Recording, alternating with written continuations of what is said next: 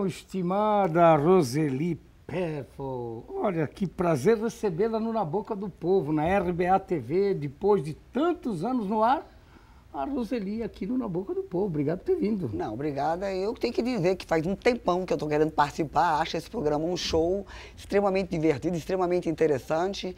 Então, para mim foi uma surpresa extremamente agradável ter sido convidada para vir. Então... Pois é, você deu umas mudanças loucas na vida, né? A medicina continua, a família continua, os filhos já encaminhados, mas você partiu para uma outra rotina de vida que é a busca da quebra dos paradigmas, da saúde, dos amigos, da busca dos desafios. Conte um pouquinho isso tudo para nós, o culturismo, o fisiculturismo, as maratonas, enfim, essa coisa toda aí que você deu uma revolucionada aí nos Facebooks da vida, nas redes sociais. Eu acho que é exatamente isso que você acabou de comentar, essa questão de você querer quebrar paradigmas e a questão do desafio, né? O desafio sempre foi uma coisa muito presente na minha vida. E houve um tempo em que eu fui desafiada, eu acho, pela vida a fazer uma grande mudança. E a partir desse tempo, eu comecei a fazer outra coisa que não fosse apenas ser médica, apenas tratar a doença. Eu passei a enxergar, principalmente depois que eu voltei de Barcelona, a vida como não tratar doenças, e sim a busca da saúde. Hoje, eu sou uma médica preocupada em ter saúde e fazer com que nem eu, nem os meus pacientes, nem os meus clientes tenham que tratar as doenças.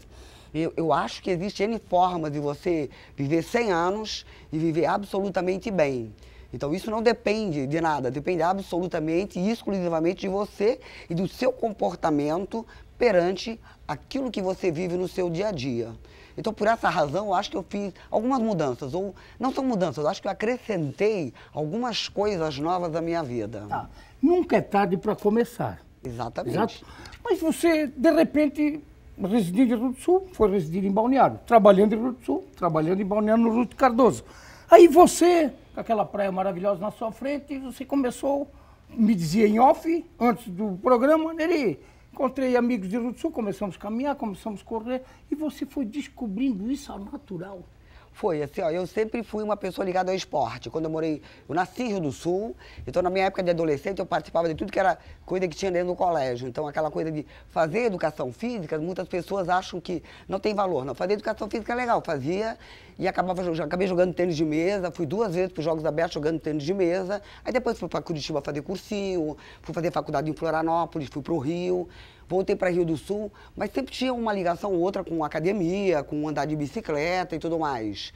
E depois a gente foi embora para Barcelona e na volta, em Barcelona, eu comecei a ver que os velhos que moravam lá eram os velhos mais velhos do mundo, porém os mais saudáveis. Ou seja, você começa a perceber que tem alguma coisa diferente. Que eles estão diferentes. Um senhor de 90 anos de idade, às 11 horas da noite, passeando na rua, eu fiquei encantada com aquilo.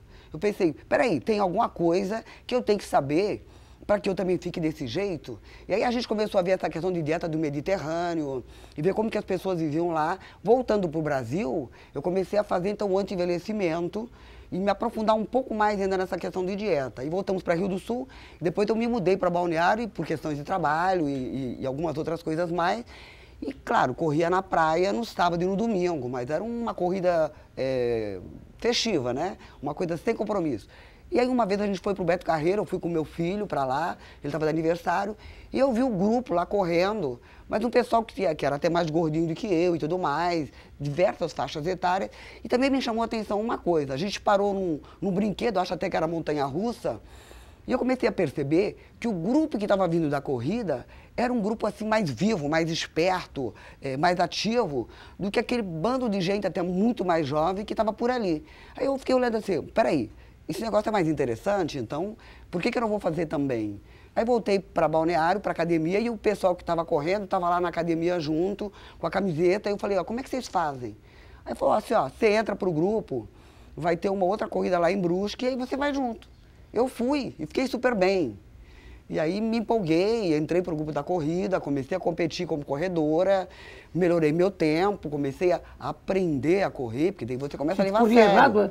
Hã? A gente quando não corre, você corre errado. Você não tem técnica, não sabe respirar, você não tem o controle, você não faz planilha de treino. Quando você entra para um grupo assim e você se dispõe a participar de algumas competições, você passa a fazer planilha de treino, começa a marcar tempo, começa a fazer uma dieta um pouco melhor. E aí eu fui melhorando com isso e passei por um grupo melhor, que é o grupo que faz 10 quilômetros em menos de 50 minutos, que se chama, no caso, grupo de elite. E aí passei a competir, principalmente em corridas de aventura, que é o que eu mais gosto de fazer. É de aventura. Aventura, são corridas de montanha, de deserto, de neve, qualquer coisa parecida, que envolve muito pouco asfalto. E aí tem uma corrida que faz parte de um grupo chamado Montaindu. Então, são grupos de corridas de aventura, principalmente de montanha. Mas o Montaindu eu já corri pelo Montaindu N vezes em Florianópolis, corri no deserto do Atacama, corri agora em Fernando de Noronha. Existe uma corrida prevista para o Peru, e também tem uma lá no final aqui na Patagônia, que é na neve. Então, esse tipo de corrida que eu gosto, por ser de aventura. E agora eu tenho feito essas corridas que chamam de Black Trunk, que são corridas que, tipo treinamento de exército, embaixo de trincheira, subindo morro, descendo morro. Mas isso tem um treinamento? Tudo tem treinamento. Veja bem, você não consegue fazer nada na sua vida que não tenha um foco, que não tenha uma disciplina, que não tenha um direcionamento. E que não tenha uma cobrança, né? E que não... A cobrança é maravilhosa. Por que eu acho que a competição é interessante? Porque cada vez que você faz uma competição, você libera muita adrenalina. E com a liberação de adrenalina, você também faz mitocôndria, faz ATP, todo um processo fisiológico que é interessante e que nos deixa mais forte. E que também nos torna mais competitivos. Você não quer ir para uma competição e ser o último competidor a chegar. Você quer pelo menos chegar em penúltimo para não passar vergonha de ser aclamado como o último, né? Quando você consegue pódio, quando você consegue ser o segundo, o primeiro, é uma festa, uma alegria. Porque você percebe que o teu esforço, ele foi compensado. Mas tem que haver esforço, tem que haver foco, tem que ter disciplina. A determinação é a palavra-chave, então. Mais ou menos, acho que é. Determinação, né? Claro, porque você tem que pensar, para eu conseguir isso daqui, eu tenho que abrir mão de algumas outras coisas. Ah, não, mas eu não quero abrir mão da minha cerveja, da minha balada. Não existe. Ou uma coisa ou outra. Exatamente. Né? Não significa que você tem que abdicar de tudo. Você tem que ser um pouco coerente com aquilo que você quer. Então, eu quero ganhar isso daqui, eu quero chegar naquele lugar ali, eu tenho que abrir mão disso, mas eu também tenho que fazer isto. Então, para você chegar num grupo de elite, você sabe que tem que ter um tempo. Então, você tem que ter treino tantas vezes por semana, você tem que dormir mais cedo, você tem que fazer uma dieta direitinho, você tem que fazer sua consulta para você poder ver o que está certo e errado com você. Você tem que pensar, não, eu não quero ser a última, eu quero pelo menos chegar entre os 10. E também a consulta médica, né? Porque eu tenho que ver como é que está meu coração, como é que está... Tem que ver tudo, né? Eu tenho a vantagem, por eu ser médica, eu consigo fazer todos os meus exames, mas não significa que eu não faça consultas também, porque eu tenho e sempre tive os meus orientadores, tanto antes do envelhecimento, quanto dentro do culturismo, dentro da própria corrida. Hoje eu faço uma pós-graduação em nutrologia esportiva, para quê? Para que eu possa aprender melhor aquilo que eu tenho que aplicar em mim e também nos meus clientes, é claro. Então, tenho N vantagens. Mas assim, a cada 3 meses, por exemplo, eu faço uma bateria gigantesca de exames. Anualmente eu faço todos os meus exames de rotina. Então eu tomo um cuidado danado com a minha saúde. Porque se eu não tiver saúde, eu não consigo fazer aquilo que eu gosto. Sim, sem dúvida. E para fazer aquilo que eu gosto, eu tenho que ter saúde. Né? E nutrologia esportiva? Você está fazendo uma pós sobre isso? Estou fazendo em Florianópolis uma pós. E em função de toda a atividade hoje esportiva que porque assim, como eu sempre fui médica, aquele negócio todo de fazer esporte, mas eu não era atleta. Hoje eu sou uma atleta com carteirinha internacional. Tem carteira tudo? Tem carteira internacional, porque eu competi em Ohio, competi no México. Aí você tem uma carteira de atleta internacional. Principalmente por causa do culturismo. O culturismo é uma coisa que tem muito paradigma. Por que eu resolvi ser culturista? Porque eu tinha que aprender, eu tinha que ver o que tinha naquela tribo ali, que era tão diferente do resto. O que tinha de verdade, o que tinha de mentira ali dentro. Mas a única forma que você tem de saber é estando junto. Estando junto, sem dúvida. Então, você é culturista também, até porque me convidaram a ser. Aí você aprende muita coisa. E eu vi que a medicina, a faculdade de medicina, ela não nos dá apoio para você saber toda essa questão hormonal, a questão da dieta do culturista e uma série de outros fatores que eu aprendi com eles. Eu aprendi vivendo isso daí. Vivendo e provando, e eu fazendo também em mim, me usando como experiência. Né? Eu sou o cobaia, vamos dizer Eu assim. fui uma cobaia de mim mesmo. De mim mesmo, claro. Então hoje, por exemplo, quando vai um cliente que vai consultar comigo, ou uma cliente, eu posso dizer para essa pessoa o que eu acho que é interessante, que ela pode fazer sem que ela tenha prejuízo na saúde dela.